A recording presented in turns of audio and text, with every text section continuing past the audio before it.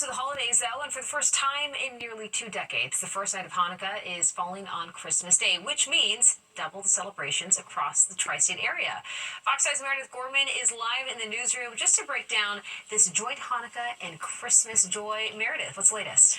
That's right, Bianca. It's the first time since 2005 that the first night of Hanukkah has fallen on Christmas Day. And that means both Christians and Jews spent the day and night celebrating. Let's start at Grand Army Plaza in Manhattan. Hundreds gathering to see the first candlelight on the world's largest menorah with the iconic Plaza Hotel in the background.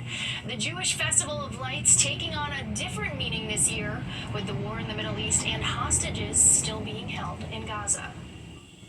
This is a beacon of light for all around the world. Sometimes we face dark times, and it's this opportunity that we get to shine a little bit of light and dispel that darkness. And if you missed tonight's menorah lighting, don't worry, you have 7 more nights to get to Grand Army Plaza to see it in person. And also the faithful stopping by St. Patrick's Cathedral to worship on this Christmas Day. Millions of people visit St. Patrick's every year, but far fewer get to actually experience Mass. Thousands line up hoping to get a seat in the cathedral at America's Parish Church, which is the largest Roman Catholic cathedral in the United States. Today, Timothy Cardinal Dolan said, although it's cliche, his sermon was about how there is no place like home for the holidays. You are at home here, Christmas morning. You're home at St. Patrick's Cathedral. Here, we are family. We are family. The cathedral seats about 2,400, and thousands from across the country and the world traveled to Midtown to experience Mass here. Meanwhile, tons of people kept the holiday cheer going, stopping at Bryant Park for some Christmas night fun. Folks from near and far brought their excitement out in full force to experience the Holiday Village and all it has to offer. A bunch of festive pop-ups, food, hot cocoa, the Christmas tree, and of course, ice skating. Visitors and locals alike telling me that this is the perfect place to celebrate the season. I think New York, if you never experienced it, you most definitely should experience it. It's really busy, but it's a lot of stuff you could do. See the beautiful trees, the lights, everything. Amazing. So, yeah. And in case you're wondering, Christmas and Hanukkah won't fall on the same day again until 2035. Bianca? That's pretty incredible. It's been so many years. Can we call it Christmaka? I feel like you just put us together. It works. All right, Meredith, thank you so much.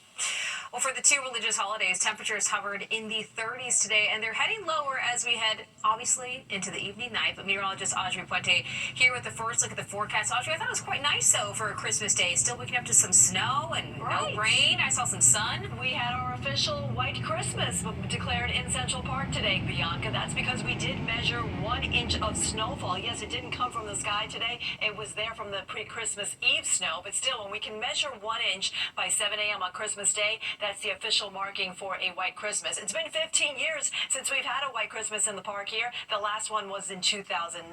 Now, in other Christmas extremes, Christmas has been as warm as 66 degrees. That was back in 2015. Our coldest Christmas was in 1980. The wettest one was in 2002. And the snowiest was in 1909, where there was 7 inches on the ground in Central Park. No snow tonight, nothing but clear skies for the most part. We do have some clouds kind of filtering in across north central New Jersey and further downstate there across the central part of the state. Overall, we're going to see increasing clouds overnight tonight, and we'll have basically temperatures that are going to be below the freezing mark. We're already there in Central Park with a reading of 30 degrees. Same number being found out lower towards LaGuardia. We're at 29 in Atlantic City, and for the rest of tonight, we'll see our numbers tumble into the 20s. Some spots will be in the teens, so any wet surfaces will freeze over. Watch out for black ice late tonight, as well as early tomorrow morning. We'll start out with some clouds early in the day tomorrow, but we're expecting plenty of sunshine. Temperatures are going to warm up to above average readings, too, as we get closer to the weekend. The details coming up. Bianca? All right, Audrey, thanks so much. Well, President Biden signed 50 bills into law on Christmas Eve. One of them was a bill backed by Paris Hilton to prevent child abuse at care facilities and treatment centers. Another one establishes anti-hazing standards on college campuses. He also signed a bill to officially designate the bald eagle as the national bird. And today, Russia launched a massive missile and drone barrage targeting Ukraine's energy infrastructure. It struck a thermal power plant, prompting Ukrainians to take shelter in metro stations. Ukraine's President Volodymyr Zelensky said Russia deliberately chose Christmas to launch attacks and called the move inhumane. Today marked the 13th attack on Ukraine's power grid this year. Ukrainian soldiers fired back at Russia, hitting a town in the Kursk region. Meanwhile, an investigation into today's deadly plane crash in western Kazakhstan. Officials in that region toured the site of the wreckage. 67 people were on board that plane. Officials say 38 people were killed. The plane was initially scheduled to land in the Russian city of Grozny, but it was diverted, causing the pilot to try and make an emergency landing. And turning back to the holidays, with everyone gathering for Christmas and Hanukkah, there is a whole lot of joy and maybe even a little stress. Do you feel it? How you can stay in the spirit, keep the joy, and lose that stress? Plus, $1 billion and counting. No one got a Mega Millions winning ticket as their Christmas present, but all hope is not lost. Stay tuned.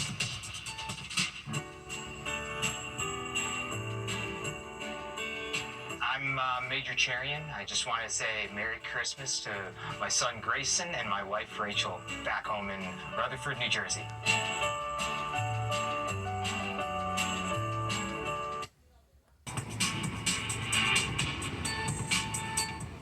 Well, with Christmas and Hanukkah aligning this year, many are celebrating the spirit of the season, all at the same time, enjoying the company of friends and family and being charitable, reaching out to neighbors. It does feel good. So how do we keep it going well into 2025? Well, Fox 5's Stephanie Bertini set out to find out. The calm of Christmas night comes after an often chaotic build-up. It's always good to be in the city, especially during the holidays. With Hanukkah starting on Christmas Day this year, there's a lot of goodwill in the air. Celebrating, time of the year, family, friends, getting together, giving, loving. It's all the same thing. Really, if you look at all the religions, we're really a lot more similar than we are different. This is really a time for gratitude, for family bonding. Psychologist Dr. Nava Silton is joining us during this holiday season with some overall reminders. I think it's really important that people remember what the holidays are really about. To show gratitude, to be inclusive to all different types of family members, but also to make time for self-care. While joy is often the expectation, that and keeping in line with harmony during the holidays can be easier said than done. Between financial pressures, different family dynamics, and other factors, leaning into tradition and family during the holidays can be stressful for many. I think we need to be really sensitive, and I think we also need to ensure that we're not overcommitting ourselves. We really need to check our grudges and disagreements at the door. Dr. Silton suggests keeping in mind this time together is precious for the kids and the adults. You can have fun games that are inclusive for everyone, wholesome, fun games and activities. You can have delicious food together and really enjoy that quality time as opposed to focusing on gifts and focusing on more of the materialism.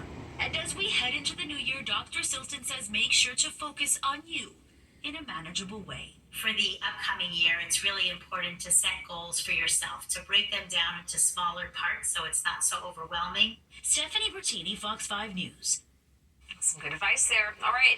Even though many businesses are closed for Christmas, there are still a whole lot of people who have to work on the holiday, from food workers to Uber drivers and, of course, first responders. Taking the day off just isn't an option. To me, this is how a holiday is. There are over 25 people behind the counter. Everyone's pretty much with a smile. Everyone's happy. Many of the people that we spoke with said that there are perks to working on the holiday, like encountering so many nice people and getting even more tips. Also, many people choosing to spend their Christmas giving back to those in need, and Fox 5's Morgan McKay takes us to several volunteer events that happen across the city today. You would never be a good shepherd if you were not among the sheep. Mayor Eric Adams back at the National Action Network to scoop up meals for those in need.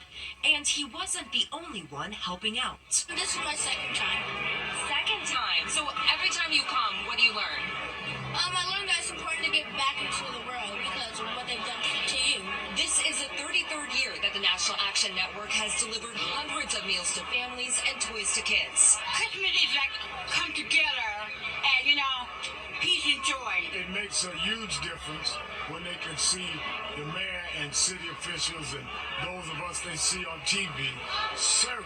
Both Reverend Al Sharpton and Adams focused on unity and strength in the face of adversity in their speeches to those in attendance. But Adams couldn't get away from the controversy that has clouded his term this year, referencing in part his 5-count federal corruption and bribery indictment. Everything from COVID to migrants and asylum seekers, dealing with the investigation, people just knew it was my funeral. They walked inside the church and looked in the coffin and my body wasn't there. I was in the pulpit giving them their eulogy. Meanwhile, across the 5 boroughs, City Meals on Wheels delivered 14,000 meals straight to the doors of older New Yorkers who might be alone on Christmas. Today we mass about 200 volunteers, and not only are they delivering meals, we have about, I'd say nearly 1,800 clients who are getting a phone call to wish them a happy holiday. According to City Meals, 1 in 10 New Yorkers over 60 are food insecure,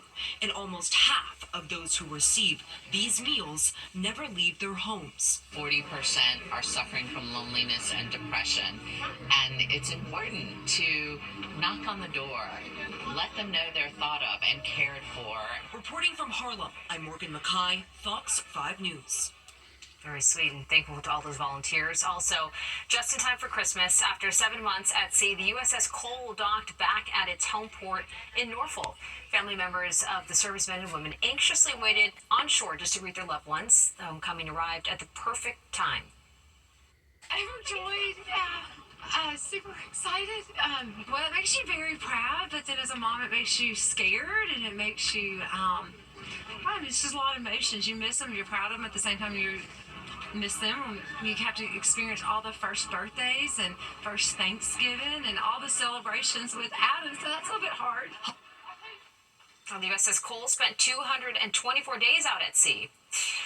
Meanwhile, the Mega Millions jackpot climbing even higher, surpassing $1 billion since there was not a ticket matching all 6 numbers last night. So that means an estimated $1.15 billion now up for grabs, with a cash option of about $516 million. The next drawing is Friday night, and in case you have not checked your ticket from yesterday, the winning numbers were 11, 14, 38, 45, 46, and the Mega Ball of 3. Well, still comes some good news about composting your Christmas tree this season. Why the window to take your tree to the curb just got a whole lot longer.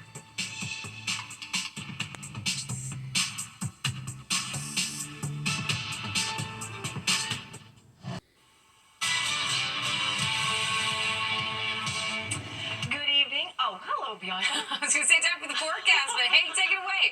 I was going to say, also Merry Christmas to you, but you were completely right about this dusting in the white Christmas. You predicted this. Yes, and it looked really nice across the entire tri-state area. It wasn't just in Central Park that we did have the white dusting. It was areas north and west of the city, too, that got to see a white Christmas early this morning. 35 degrees is what we got to in Central Park. That was at about 4 o'clock earlier this afternoon. That's a little bit below average for this time of year. The record high in the state, 66 degrees. That was set back in 2015. Right now, we're below the freezing mark across much of the region. We have 24 right now in White Plains. It's 14 in Poughkeepsie, 13 in Monticello, 23 in Sussex. So watch out for some patchy ice across the region tonight if you're heading out at this late hour or heading out early tomorrow morning. The temperatures that we're experiencing right now are running colder than they were at this time yesterday. But good news is we're going to see our temperatures rise for the afternoon highs each and every day as we go further on through this week. Wind's a little breezy at times, so that is adding to the wind chill right now. It's feeling like 19 in Bridgeport, 14 in White Plains. We have a wind chill of 22 in the city, as well as Islip and down the shore in Belmar. It's cold all across the Northeast. Most areas are experiencing mostly clear skies. We do have more cloud cover being found across portions of New Jersey. That's helping to keep temperatures up just a little bit here. Philadelphia is at 32, 29 in Atlantic City. Here's the cloud deck I just mentioned. It's actually on the northern fringe of a system that's going to bring wet weather across the Tennessee Valley and the Mid-Atlantic tonight. We're going to escape much of that moisture. High pressure is still our dominant weather feature here, so that's going to keep us dry for tonight. The rain here will be passing to our south. The clouds will kind of spill into the region, and that's why we're going with variably cloudy skies during the overnight hours.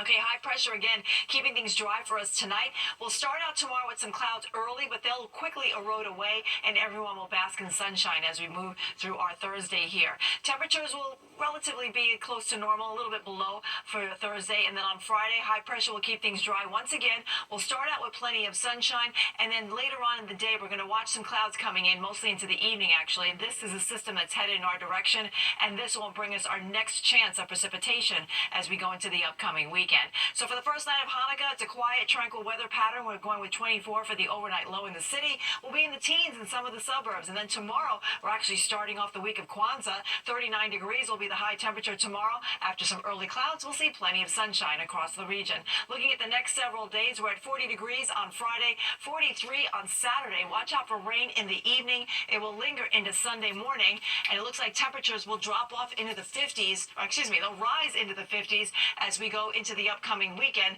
In fact, we're going to see a nice close to 2024.